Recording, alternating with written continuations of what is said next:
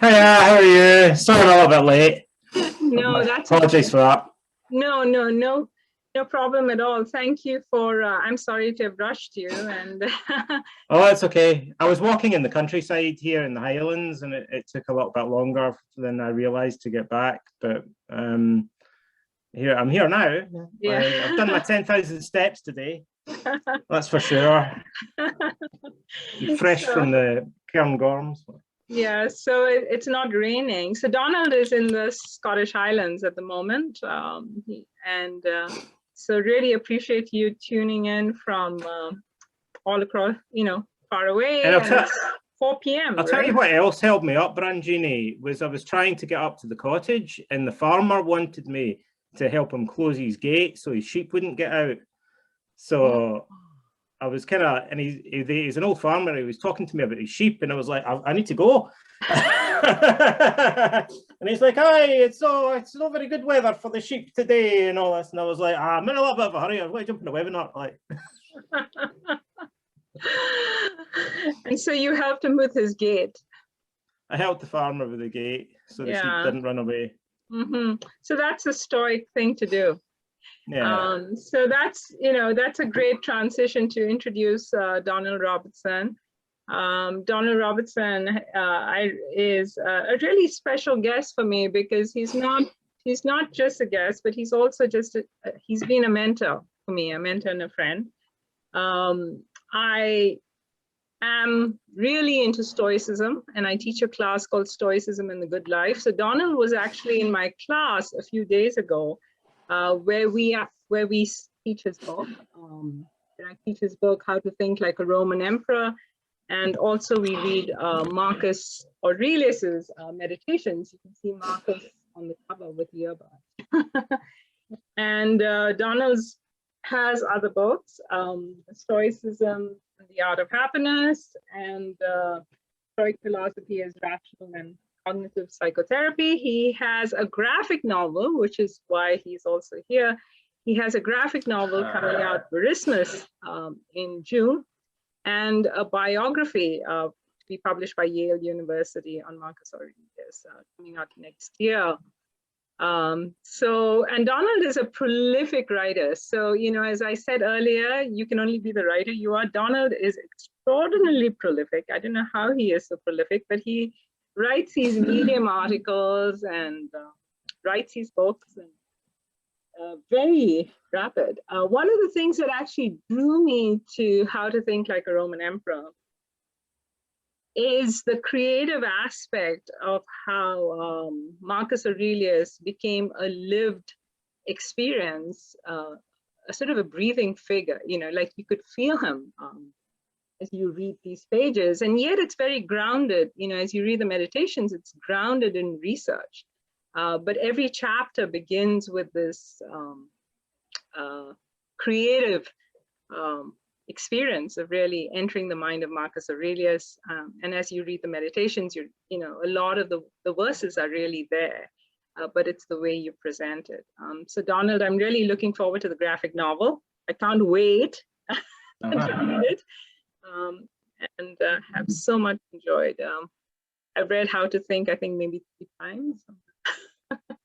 I'll probably read it again next year when I teach it again. So welcome. Well, thank you very much. That was a wonderful introduction, and it's my pleasure to be here. I'm very much looking forward to our discussion today. You said I started off being a prolific writer because I just really enjoyed writing, but that was before I got paid for it.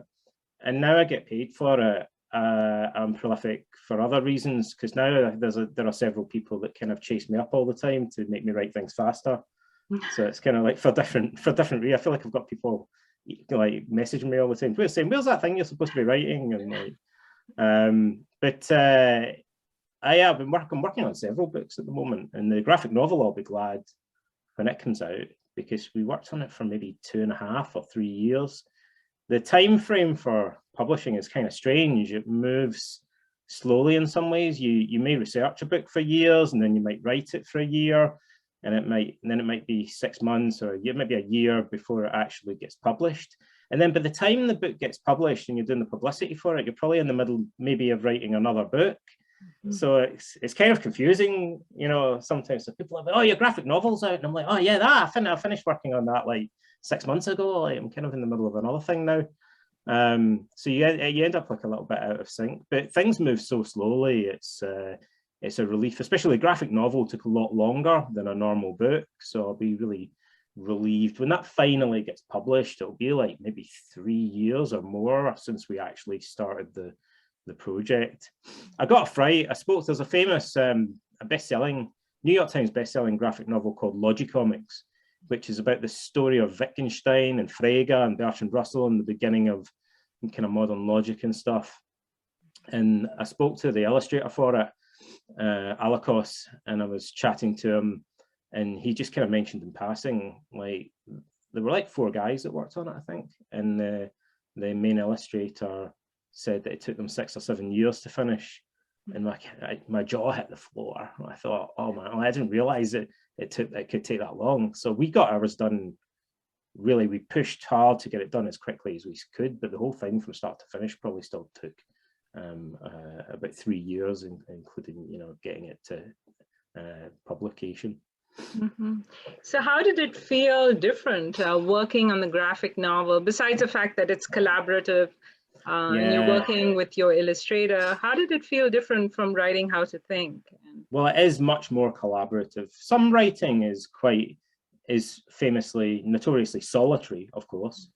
Like, everyone's seen The Shining, you know, and they've got this kind of image in the head of the writer kind of in a cabin, kind of going a bit stir crazy, just hunched over a typewriter for a year or whatever. You know, I can't imagine what it was like being a writer in the past. It's a little bit easier now because you can communicate with your readers more easily online and you know, like do webinars and speak at conferences more easily and stuff. So you're not as isolated, I think, as writers might have been in the past. But in some writing, sometimes there's a group of people, maybe several editors working on a book, but a graphic novel, that graphic novel, we had like mainly me, like freelance editor, the editor from the publishing house, my agent, the main illustrator, a letterer, another illustrator, proofreader, copy editor, and then the publicity team, marketing team and stuff. So like maybe altogether you're dealing with like 6 or 8 people like on a little project like that. So it starts to really feel like a team effort. But how is it different? I knew virtually nothing about graphic novels before I started doing it. So I'm one of these people who can kind of talk about their experience of doing something, but I wouldn't claim that, you know, I really studied writing, or, you know, I kind of stumbled into it, and I didn't expect to be writing the sort of books that I was writing. But then I ended up having quite a lot of experience. So I've probably written about 7 books now. And in different types of books. So the graphic novel is very different from things that I'd written before, although it was the same material. You know, I'd written a lot about Marcus Aurelius. It's just a different medium, which is strange, because on the one hand, I thought, geez, I know this material inside out, but I've never had to present it in this format. And I had no idea that writing a graphic novel was so similar to writing a screenplay for a movie, right down to, you know, for instance, there's different ways of writing a graphic novel. Like, some people might just do what I call a dialogue dump and just kind of write a lot of dialogue and sort of a rough outline of the scenes, and then the artist figures out how to draw it. But we didn't do it like that. I described all the scenes in the graphic novel in quite a lot of detail, right down to, you can go into potentially, as a scriptwriter, even specify you want a medium close-up from a low angle, you know, and describe the shots in the panel, and using the same kind of terminology that you would for a camera shot. And then there's other little technical things. So even though I knew nothing about it, I went and read a lot of books and graphic novels, and I kind of started to introduce some technical concepts in the approach that I took. And then I read more graphic novels, and I realized a lot of graphic novels are written by people that haven't really thought about it to that extent. You know, there are very successful graphic novels where it's maybe virtually 2 little stick men talking to each other, you know, and some people really like that kind of minimalist approach. And then there's other ones that are kind of like oil paintings, and the artwork's incredibly complex and beautifully rendered. So we went for a more kind of classical, quite detailed, action-oriented. You know, I guess I've made it difficult for myself because we're talking about philosophy and Roman history, but I wanted to write the graphic novel in a way that was more like an action movie, with a lot of philosophy in it. I wanted it to be a bit like Gladiator, but if I always wanted Gladiator to have more Stoicism in it, right? I thought it's such a popular movie, and there's one or two sort of very vague references, very minor, kind of blinking you'll miss some references to Stoic concepts in it. But I thought, wouldn't it be awesome if they just put a bit more philosophy in it? So I wrote a graphic novel that was more like an action movie, historical sword and sandals epic, and then tried to kind of fit the philosophy into the narrative more, and have it complement what was going on in the action. And I started off, I read a lot of books about how to write graphic novels. Scott McCloud's Making Comics is by far and away the best one. It's very well known. There's a few other books as well. And I thought I was going to spend all day in the library just reading comics to try and kind of bring myself up to speed. And I started doing that, and I realized it just wasn't really helping me. And so what I did was sit down and watch a load of movies instead. And so I watched every Sword and Sandals movie that I could lay my hands on. And I would kind of freeze frame them if there was a shot that I thought worked. And there are certain things I just figured out myself that weren't really explained to me. And because I realized one day, I suddenly realized what an over-the-shoulder shot was like. And I thought, well, none of the books and comics explained that to me. You can do that in a comic as well. And sometimes that, that's a good way to structure a panel. Or there'd just be a scene, and I think I could use that in my graphic novel. So that was how I approached it. It was quite laborious. And then the illustrator will usually do a kind of pencil draft, and then you'll kind of go over that, and then he'll ink it, and then he'll color it until eventually the whole thing's done, and the editors will go through it. The graphic novels, it's tricky because for the editor then to change stuff, like it's kind of more laborious. Like if you write a book and the editor says, well, can you just delete that whole chapter? Or can you remove this and just swap that around? It's kind of annoying sometimes. But if it's graphic novel and you've written it and then discussed it with the illustrator, and the illustrator sat down and drawn it all, and then the editor's like, oh, this just doesn't work, and we just kind of like change this entire page or whatever. Especially once you get into inking and stuff, it's harder to make changes. So that's one limitation. It's like a little bit of a challenge.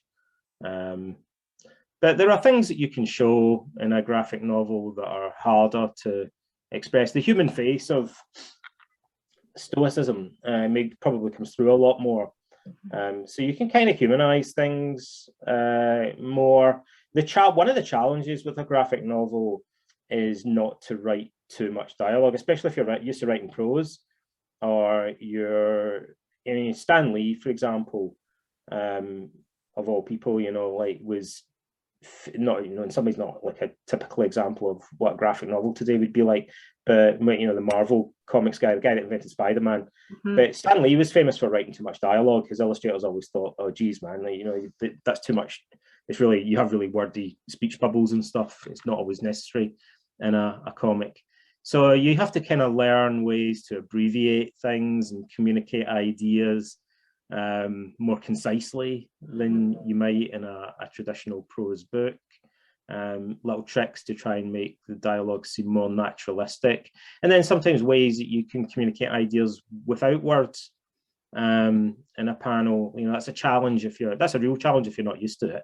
If you're a writer and you're only used to communicating ideas through words, it's obviously particularly a leap to design panels that have no words in them. And how does that advance your plot or communicate a concept? That's a whole different way of thinking. So yeah, it was a challenge. People ask me if it made me think about things. It changed the way I thought about Marcus Aurelius a bit. The main thing that it changed was, there's a lot of little things, but I had to research details. Like I thought I knew everything that pretty much about Marcus Aurelius's life. I'd spent so long studying it, and then I realized I don't really know I didn't know exactly what some of the uniforms looked like, or with certain buildings. I didn't know exactly what certain types of temple would look like. And so you think, oh, suddenly I have to know that. Like, if we're going to, or the landscape. I think the first time Zé drew the Danube, he kind of put hills and trees in, and then we showed it to the director of the archaeological museum at Kärnten in Austria, where one of the scenes is set. And he said, you know, it's completely flat here. There aren't any hills. Like, so in some ways, details like that maybe don't matter to a lot of readers. But if you're an author and you're trying to get things authentic, it's easy to miss stuff like that. Or, you know, I mean, one of the things that we spent the most time changing was we had we had more. There was another guy that worked with us that I forgot about. Bonamansius was one of these guys that dresses up as a Roman gladiator at the weekends, or a legionary, I should say, and does historical reenactments. And he was our advisor on historical authenticity, and which you don't necessarily need, but we had one. And he told us all the swords were the wrong length for that era. So Zé had to go back and make all of the swords like an inch longer. Like, he thought this was really important, and we're like, "Will anyone notice?" And he was like, "No, the swords don't look right. They're like, that's a gladius. It's a Sparta sword that they used in the 2nd century AD." And we're like, "Geez, okay, I guess we have to go and change every panel where someone is a sword." Zé also, this is such a simple thing. There's certain mistakes that you notice. I guess this happens to filmmakers as well.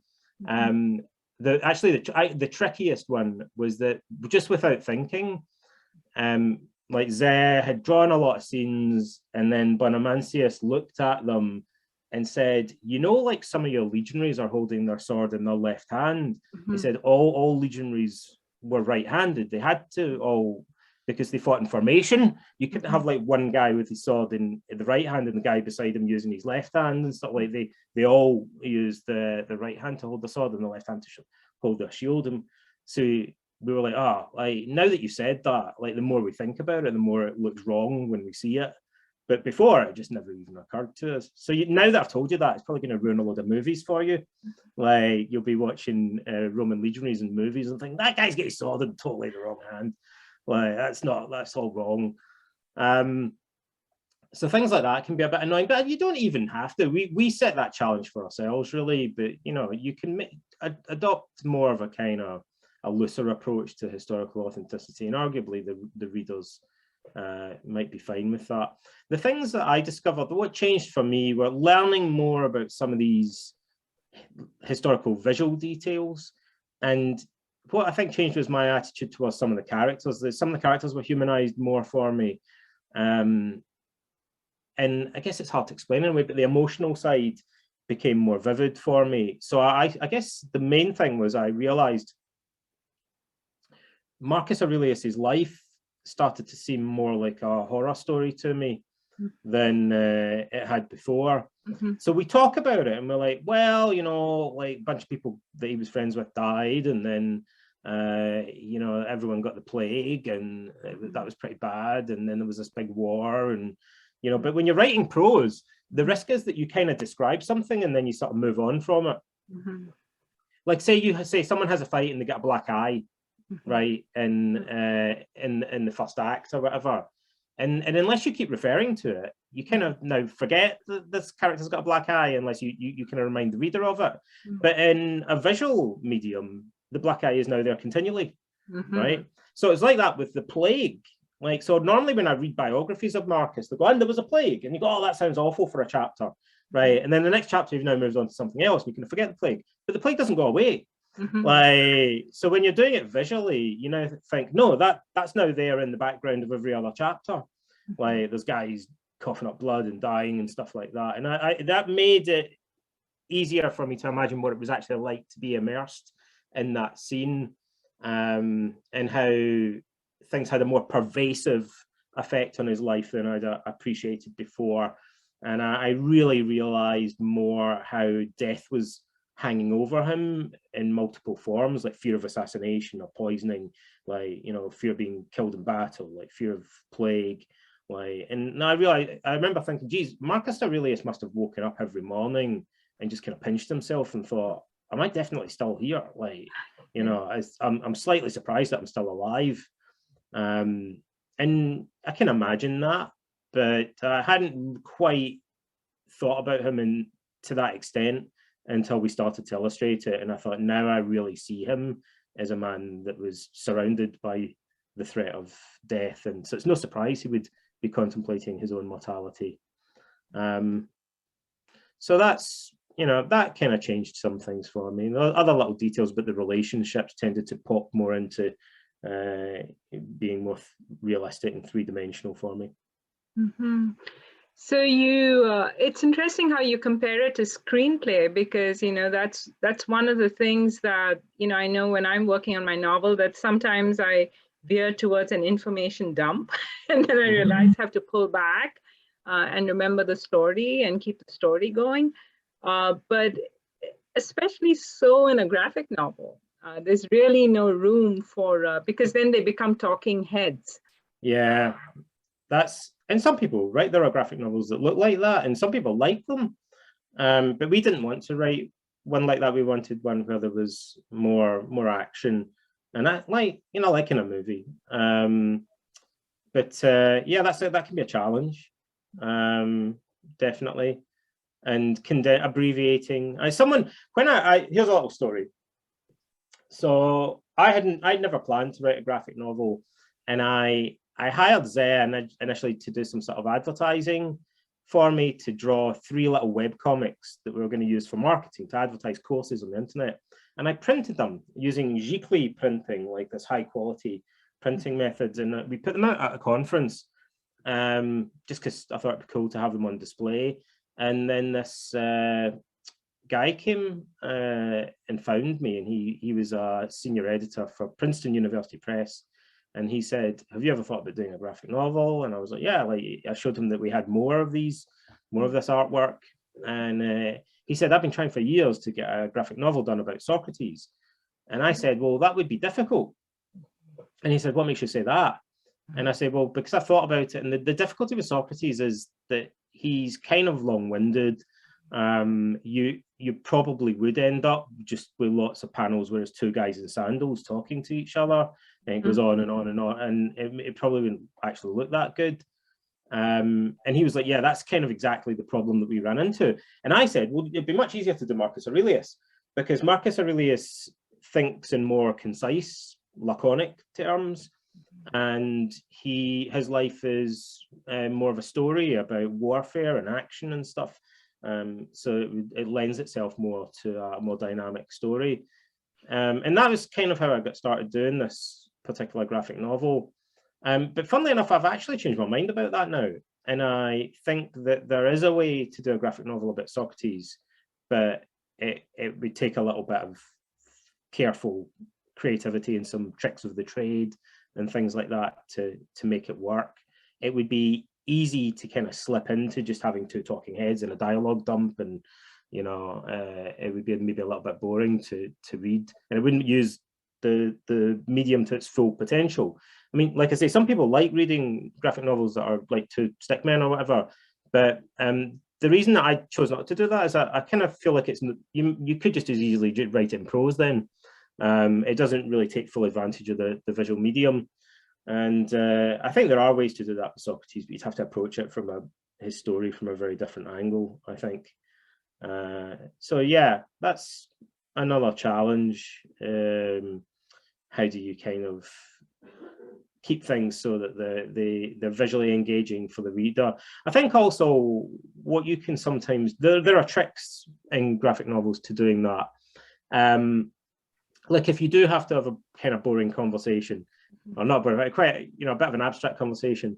What we did, for example, there's a scene where Marcus Aurelius is speaking to Antoninus Pius, I think, in our graphic novel, and we thought, this is boring. It's just 2 guys in togas sitting each panel, like, and it's a long conversation. And then we were like, how can we make it more visually interesting? And we had a really good idea. We thought, well, let's set it the Circus Maximus and say that they're talking to each other as they watch a chariot race. And then you can have action unfolding in front of them that's kind of in parallel to the conversation that they're having. So the fact that they're talking is kind of incidental, and you're you know, what you're seeing is the chariot race and one charioteer overtaking another, and then one of them crashes or something like that. And it's kind of vaguely complements some of the drama that's unfolding in the conversation. And that's a trick that allows you to take what would have otherwise been quite a visually boring conversation. Another trick that actually Roman history lends itself to more than people might imagine is that Roman historians often document dreams, and they also often document gossip. Now, historians normally kind of trivialize those two things. Like they're kind of secondary importance in a way. But in a graphic novel, you suddenly think they might not be the most important to the narrative. So sometimes they are, but they're visually spectacular. So if you have, there's a dream, Hadrian had a dream where he was being attacked by a giant lion, the Emperor Hadrian, and he woke up in the middle of the night with a gushing hemorrhage, like nosebleeds, freaking out, thinking he was going to bleed to death. So this is like a scene from a horror movie. And so normally you think, you know, it's two guys in togas talking to each other, but if you illustrate their dreams, it allows you now to introduce an element of fantasy really into a realistic story. And Zeh loved doing the dreams because he said, well, now I can draw them any way I want. Like we don't have to, like when we were drawing the other stuff, he found it a little bit tedious because he'd have to draw the legionaries' uniforms in an accurate way. But when I said that something was a dream, it doesn't matter what it looks like, because I can just draw whatever I think looks really cool, like because it's now we're in the realm of fantasy, and there were like elements of horror then that you wouldn't normally assume are in a historical biographical story, but dreams, nightmares are horror.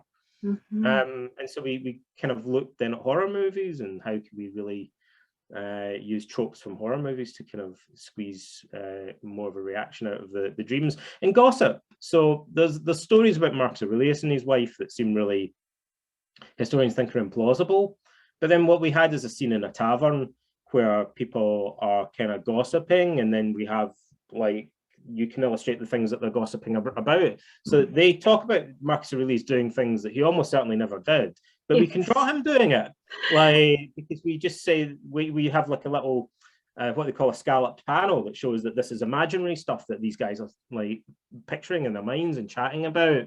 And that, then again, that allows you freedom to draw in a different style, to draw things that historians normally kind of sideline or neglect. And it also really adds something to the biography that you wouldn't get as much in a prose biography, because it allows you to really sense how, so these are made up stories about someone, but really visualizing them allows you to get under the skin of the general public or their critics or enemies who believe this stuff and are talking about it a lot. So it is important to, even if we assume that the stories are false, it's still important because it tells us something about the people that are telling the stories, and it allows us to kind of understand their character more and so on. So it's a really cool and quite a liberating thing to do. You can also flashbacks and illustrate those is a good way. Marcus goes to a lecture at one point, and his philosophy teacher tells him a historical anecdote, like a myth or an allegory, and then we can illustrate that it's a story within a story approach. So that works quite well for a graphic novel as well.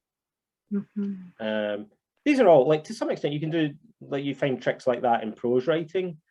But yeah, like I say, I mean, I look back on our graphic novel now, and although it was the first one I'd ever done, it's in a sense, it's technically quite complex. We used a lot of tricks and writing strategies, which at the start of the project I had no idea about, but I kind of learned them in the process of doing it.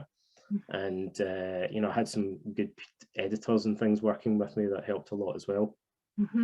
Yeah, your instinct to watch the films, you know, is really a good one. I'm curious, I mean, in terms of visualizing the landscape and you know, the trees, the buildings, where did you turn to? I mean, you know, what kind of movies and what books did you read? I must have watched, I don't know, 15 or 20 movies or sort of TV shows, like ones that you wouldn't even have heard of, and then other kind of more famous ones. and a lot of documentaries and things. So basically, you know, obviously I watched all the kind of modern sword and sandals epics like Gladiator and Troy and Alexander, and then I watched Liz Taylor's Cleopatra, which is really long. So a lot of people are watching it, but it's a good movie. It's got a long movie. And then other kind of like less well-known like things. I saw a really good Russian action movie about the ancient Scythians, which is really obscure. Like, I was like, there's a movie about the ancient Scythians.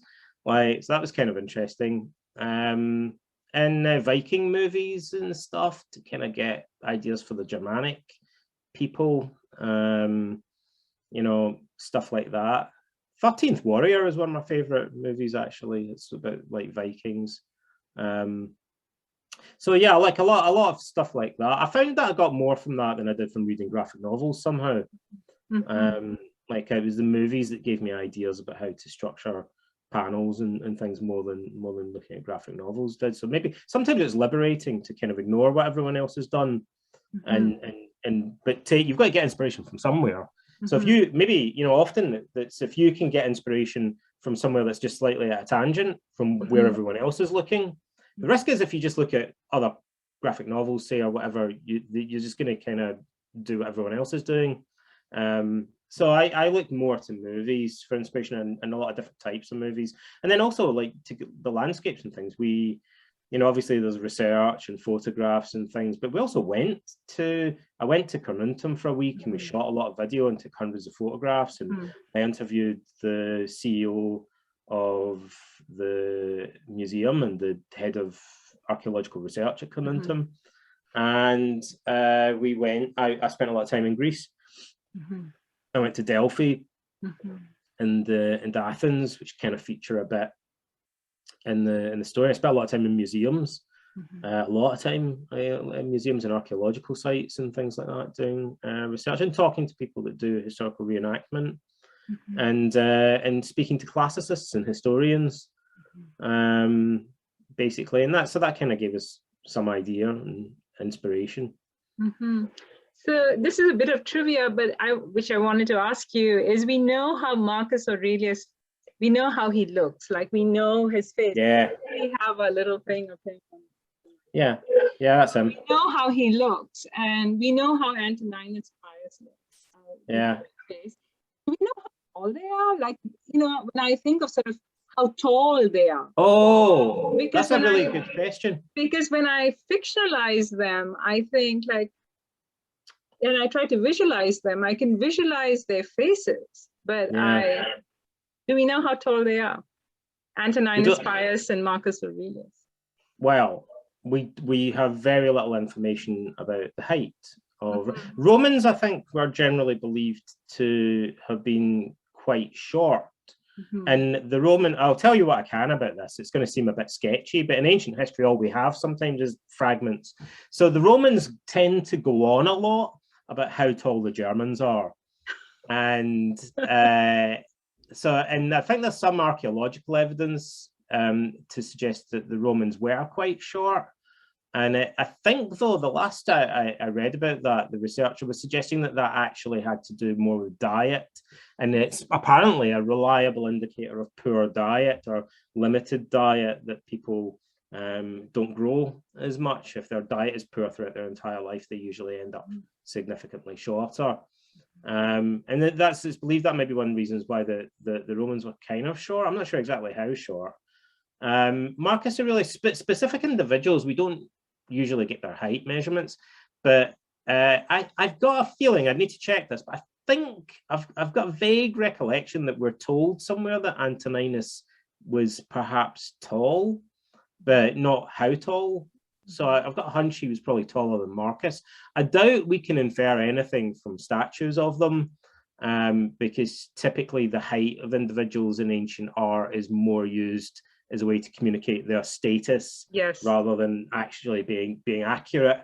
Idealized, it's idealized. And you know, like in friezes and stuff, people that are the same age or the same height are shown in disproportionate sizes depending on how and positioned, depending on the status or importance. But also differently from what you've asked about, another detail that we have a bit of information about, although it's complicated, is what color their hair was and what color their eyes were, and possibly also the skin color. But it also in the ancient world, you know, like words for color are not the same as the words for color that we use today. Like the ancient Greek word for gray also means blue, for instance. And so sometimes it's kind of hard to tell what color they're trying to describe. But a surprising number of Roman emperors, we're told, actually had blonde hair and blue eyes. So we tend to think of them as kind of having dark hair. We don't know what color Marcus Aurelius's hair was, but Commodus, we're told, had blonde hair.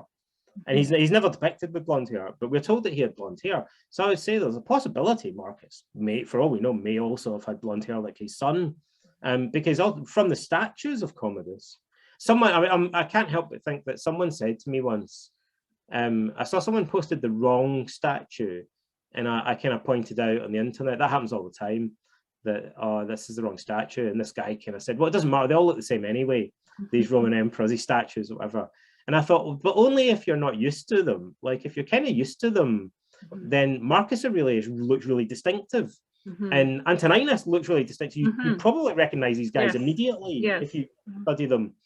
But Commodus looks, in his sculptures, looks very similar to Marcus Aurelius, which is interesting because there was a rumor that he wasn't his legitimate son.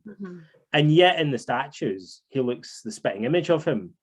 Although it's possible that the statues were deliberately made to look more like his father as a propaganda strategy in order to emphasize his right to succeed him. Like, I'll tell you, and another little bit of trivia for you is Augustus, the founder of the Roman Empire. You guys can go and look at this afterwards. Almost all the statues of Augustus depict him at the same age in the prime of his life. So he had hundreds, thousands of statues made that all show him in the prime of his life, even though he lived to be 70 or something, I think, maybe older. But with Marcus Aurelius, we have statues of him in completely different stages in life. I mean, and you could say, you know, part of it's about vanity and stuff, but in Marcus's cases, we have him as a child, we have him in his prime. We also have statues of Marcus that show him as an old, like actually older than, he lived to be 59, but he looks pretty haggard in a couple of the sculptures. So he wasn't vain enough. Maybe this is a reflection of his Stoicism to say, make me, you know, look younger and stuff. He said, you know, obviously said, no, show all the lines and the, you know, make me look the way that I actually do look. He doesn't look like he was in very good health in some of these statues. Like he looks a lot older than 59, but he's seen a lot, and it shows. But it's amazing that we have that, because earlier emperors didn't allow statues like that to be made of them. They all wanted to be always depicted as virile and handsome and so on. Yeah, another question, Donald. When did you, when you were young, were you interested in writing, and how did you come to writing? Because when I was a young guy, I used to read a lot, and then weirdly, I think I kept getting into trouble at school, and I got kind of banned from everything else. I wasn't allowed to do music. I wasn't allowed to do physical education, because I was naughty and I was like talking in class and all that. So they said, right, that's you're banned from PE, or you're banned from this. And I had to do a lot of maths and a lot of writing. And so that kind of forced me to get into these things. And I wrote stories when I was at primary school, and I was kind of good at it. So that encouraged me to do more. And so I remember wanting to be a writer. But what's curious is that when I was then in my 20s or so, I completely lost interest in it.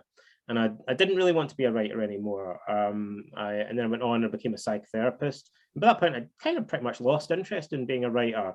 And yet I stumbled into doing it. Long story, but I kind of just stumbled into writing my first book, and then I got invited to write other books, and more. And it took maybe 10 years of even publishing books before I earned very much money from it. But then I think maybe like a lot of people say, it was probably at the point that I got a literary agent, that then things almost get a bit ridiculous and spiral out of control. And, you know, I suddenly got paid a lot more for writing one book. And then now I get kind of asked to write a lot of books, like more than I would be able to. I'd say that publishing is like, it's one of these industries. It's like you're banging on a door. Yes. Bang, bang, bang, bang, bang on this door, Yes. and it won't open. And it's hard to get in, and you do this for a long, long time. But then once the door opens and you get in, suddenly, as long as you don't drop them, as long as you give people what they want, they keep throwing lots more things at you, and you get paid more and more for doing things. And it's the opposite. Like, it's like if you're a musician and you're in a band for years and years and you get paid peanuts to play dive bars or something, and you're kind of like struggling to get gigs and struggling, you're starting to get a record, and then one day you're just lucky and you have a kind of top 10 record, and then like suddenly the record company want you to churn out an album and then go on tour and churn out another one. Like, and so like now everybody's on top of you, like wants you to do more stuff because you know, like something that you did actually was successful. Like How to Think Like a Roman Emperor, my other books weren't anywhere near as successful. How to Think Like a Roman Emperor has been translated into 18 languages, which you don't really make that much money from foreign rights sales, but it's nice to know. I'm very excited. I feel really happy knowing it's in Greek because I go to Greece a lot, so I get it gives me a buzz to see it in Greek in the Greek bookshops. But it sold like about 150,000 copies altogether, which isn't huge, but it's a lot more than my previous books had sold, and it's enough money to be a full-time writer easily, from the royalties on a book like that. And then the other books that I get asked to write are like end up being quite big projects as well. So it started off as a hobby for me, writing, and then by accident it ended up taking over my life. And now that's, you know, it got to the point, there was a point where I was like, oh, suddenly I'm a full-time writer and that's all I do. And then it went past that, and it suddenly became the point. It's kind of hard to explain, but it gets to the point then that transcends that, and you're now like, I've now got more work than I could possibly do. And, you know, it's gone from being, oh, this is my full-time job, to being, this is like 2 full-time jobs. You need to be like, I can't write this many books. Like, I need to kind of like slow it down and stuff. So it can be quite demanding. And like you say, it can be solitary. So you've got to kind of like figure out, I think I'll get to the point relatively soon where I might want to take like a year out from writing books. Because it could be something that you've got a lot of freedom. You can travel and write, but when you're writing, you maybe have to sit for 16 hours or whatever at your laptop and immerse yourself in it if that's how you work. I'm not someone that can sit and write for an hour and then go away and come back and write for an hour. Like I have to really isolate the longer I can sit and write for, the more I get immersed in the subject and the more I get done. So I get the most done if I go away and stay in a cottage for like 2 or 3 weeks and just write all day.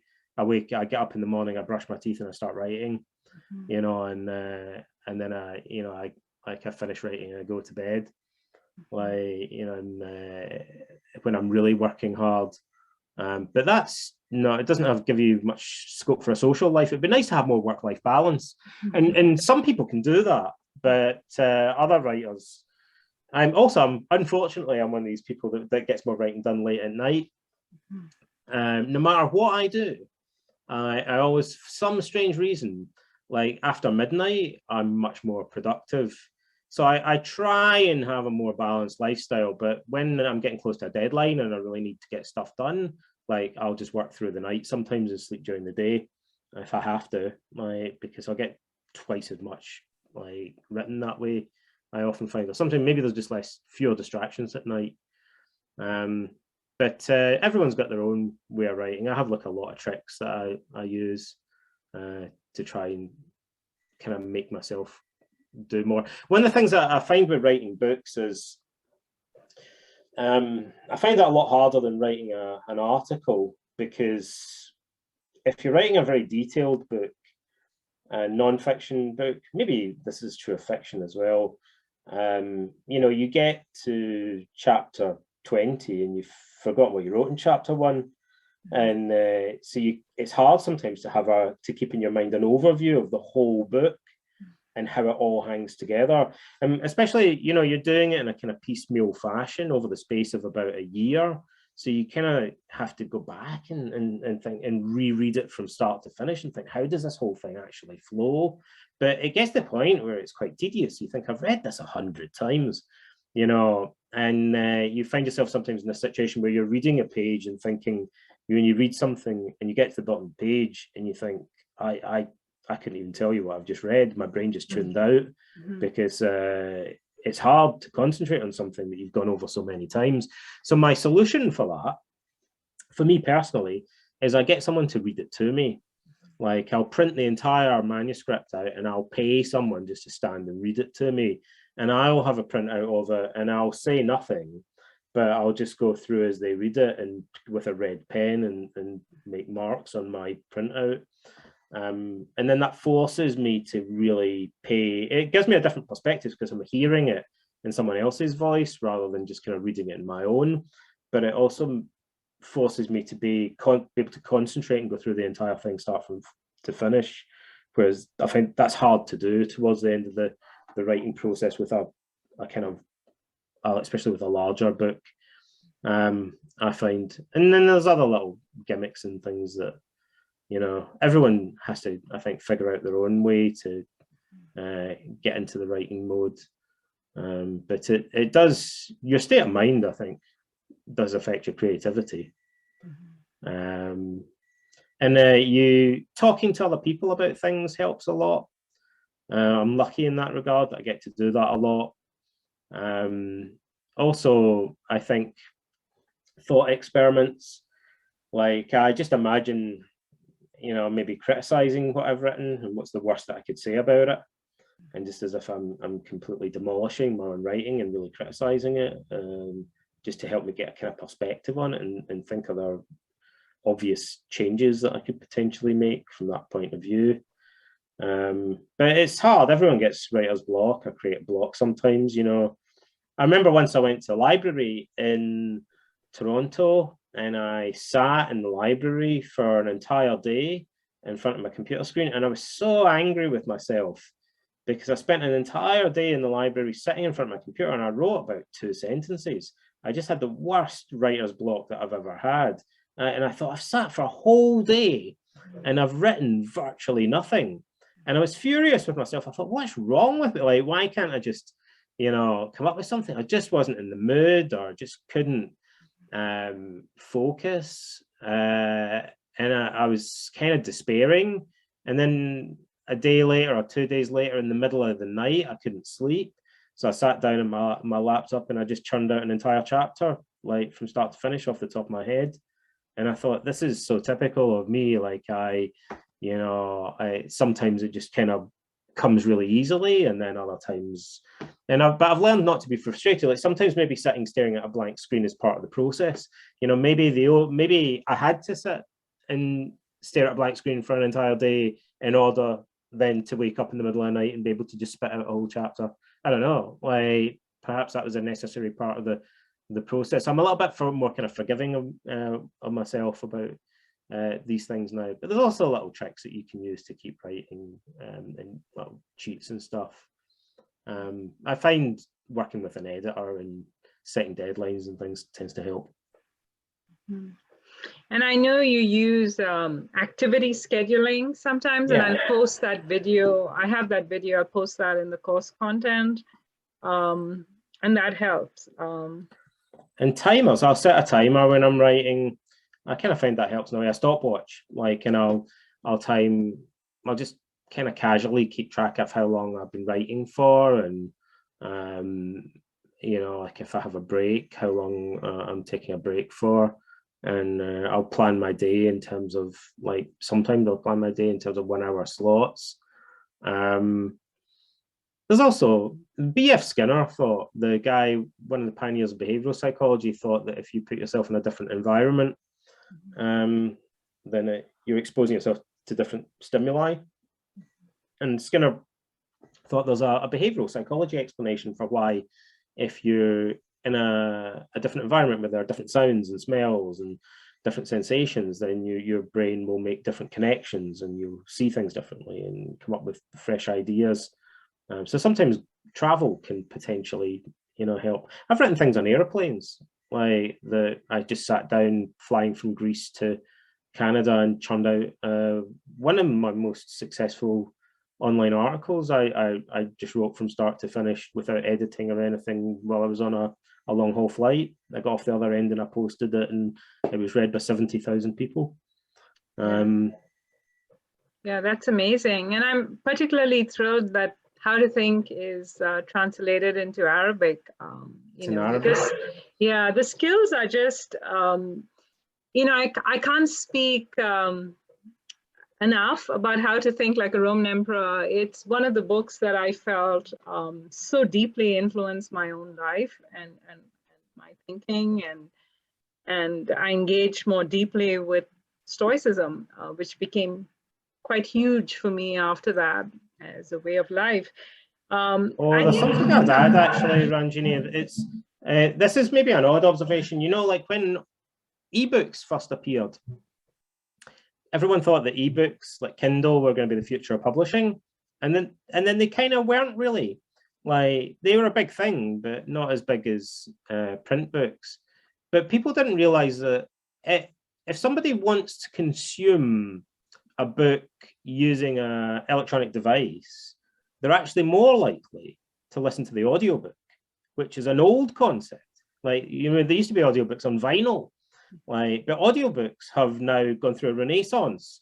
And like, people who are like, I'm going to consume a book using my mobile phone are more likely to download the audiobook and listen to it than try and read the Kindle on their phone, right? Because audiobooks can be listened to while you're driving a car, or while you're running on a treadmill, or while you're walking a dog, or something like that, while you're doing your ironing. So, you know, the sales for audiobooks now can exceed the sales for print books and for ebooks. And it actually does change. People thought, well, when you're writing an ebook, maybe you would change the way you're writing, because you potentially can make it kind of more interactive or whatever. And that never really happened, took off that much. But audiobooks potentially benefit from being written in a slightly different way. You know, like, for instance, it's probably more of a limitation in a sense, but you can't necessarily include footnotes or endnotes as easily in an audiobook as you can. So often they're just left out of the audiobook version of a print book. So then you think, well, maybe you need to incorporate material more carefully in the main text that might otherwise be in endnotes. And you might write in a different way. When I wrote How to Think Like a Roman Emperor, for some weird reason, I'll tell you a little story about how I wrote that, actually. So it's a little bit of a longer story, but maybe it's kind of interesting. So I was going to write about Marcus Aurelius' life. It's different anecdote, and I thought I'd put it in chronological order. But I thought, well, the beginning of his life isn't dramatic enough, because he's just kind of born and he has an education. It's interesting, but it doesn't really grab. You need to grab the reader's attention usually. And so I thought, well, let's start off with him dying, and we can use that as a framing story. And then that kind of allows us, after we discuss his death, it's pretty dramatic, and then we can go back to the beginning of his life and go through it in chronological order. So the death of him is kind of more attention grabbing and dramatic, and it fits into the theme of Stoic philosophy. So we'll do that. And then as I started writing, I thought, geez, how am I going to end this book? Because he's already died at the beginning, like, and then like his life just kind of doesn't have a really dramatic ending. It needs to have a dramatic ending as well.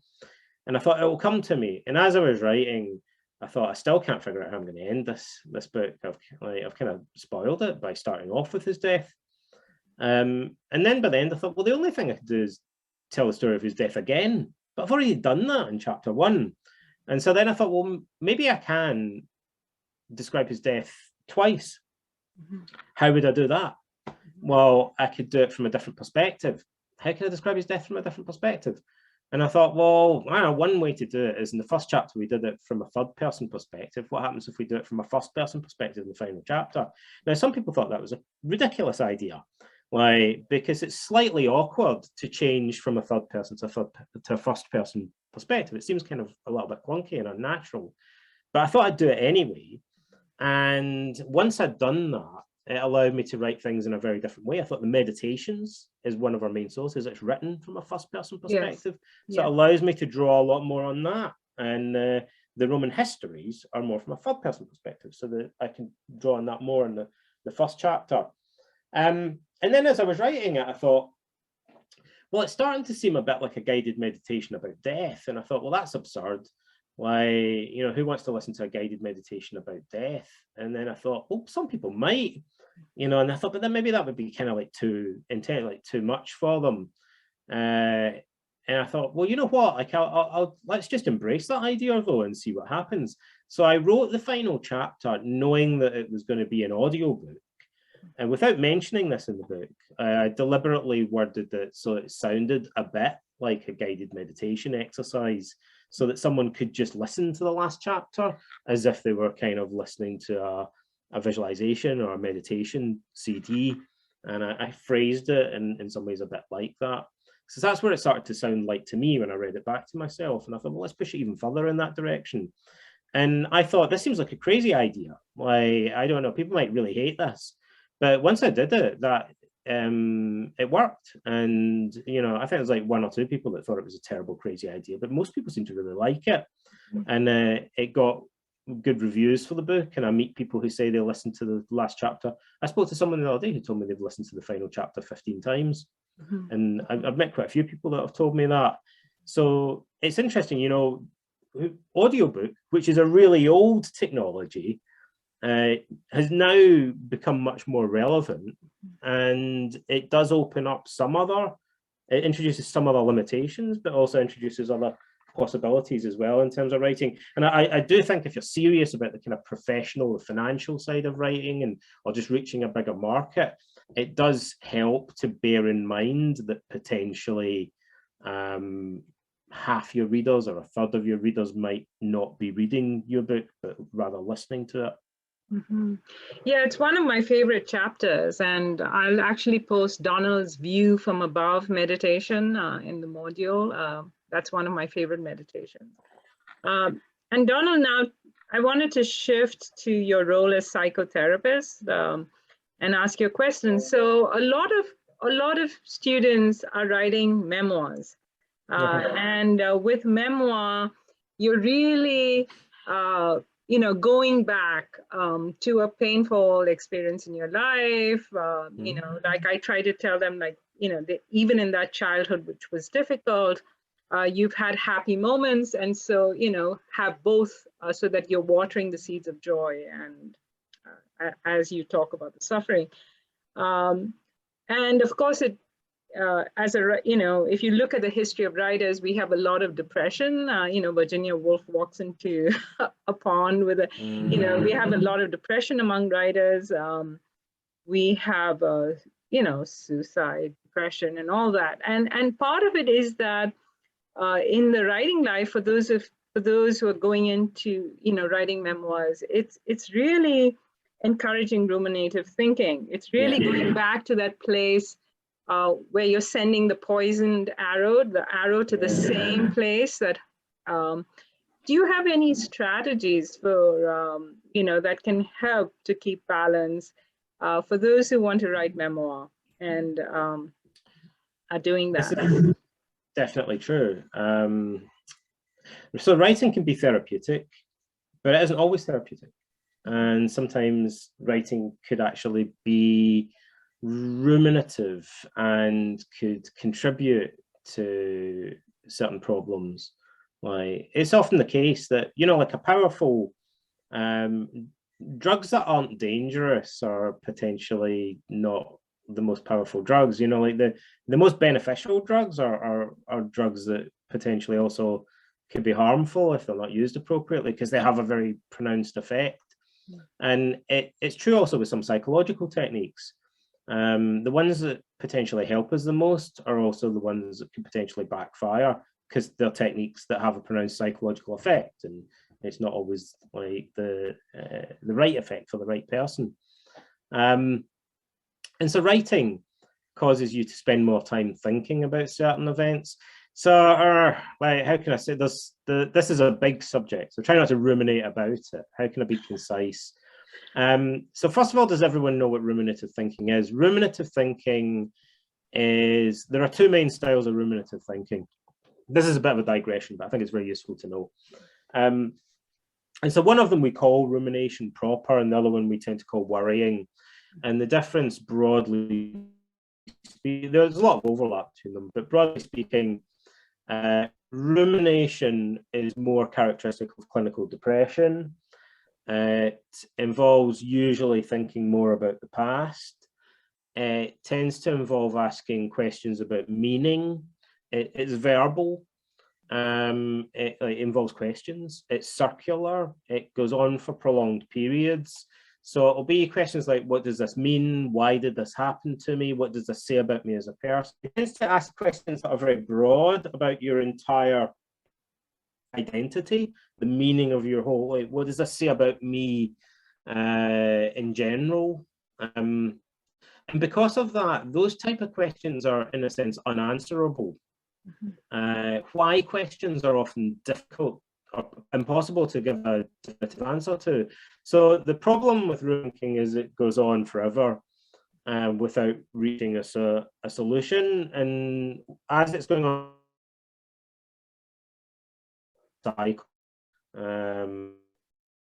contribute to depressed mood. Worrying is similar, but worrying is usually more about the future, about perceived feared catastrophes that might happen. It's called what if thinking. And so worrying usually involves saying, what if some catastrophe happens? How would I be able to cope? So worrying usually involves thinking about your inability to cope, or asking yourself, how will I cope, and never properly answering that. And kind of going around in circles like that is associated with certain anxiety disorders, particularly generalized anxiety disorder. So that's what it kind of looks like. So for writers, the difficulty would be, how do you avoid getting into a ruminative cycle? There are two main ways that you would do that. One would be that you visualize the stuff that you're writing about.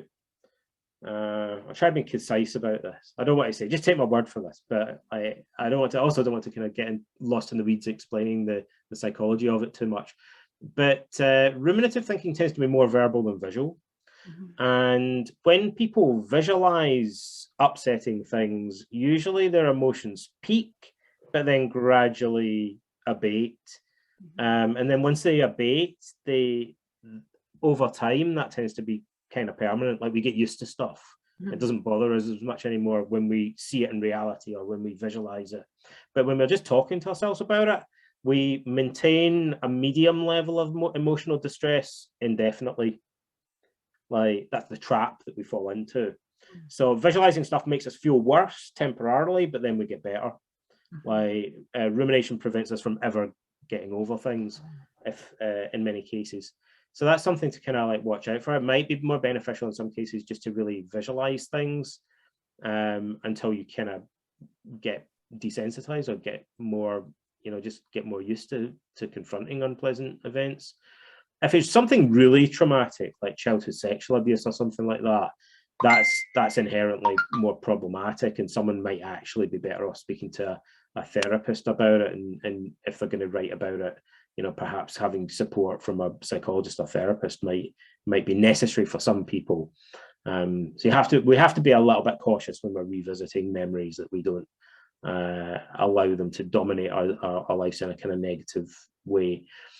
Again, I don't want to kind of say too much about this, but one difficulty with really upsetting memories is that the more we think about them, the more likely we are to recall them again in the future, and the more they become triggered by other associations. So if you're not careful, you start to dwell too much on an unpleasant memory, you might find that you're just automatically dwelling on it more, and it's becoming more vivid and more frequent, and that might not be what you want to happen psychologically. So it's a bit of a double-edged sword. It can be therapeutic, also can be counter-therapeutic. Mindfulness also helps. Another way of stopping rumination is to adopt a kind of meta perspective on it and just notice the fact that you're doing it. So like observing how much time you're spending on a particular train of thought and taking a step back and being more meditative or more mindful about it, more self-aware about the perspective that you're adopting on an incident, can help kind of take us one step back and take us out of the emotion or the experience a little bit more. So mindfulness can help, visualization can help, but also just realizing that for some people with certain types of memories, like a certain amount of caution might be appropriate. Mm-hmm. Yes, yeah. Well, we kept you here for a long time, and I want to open it up really quickly for some questions. There's some questions, of course. Yeah. Thank you, Donald. That was amazing. It's a pleasure.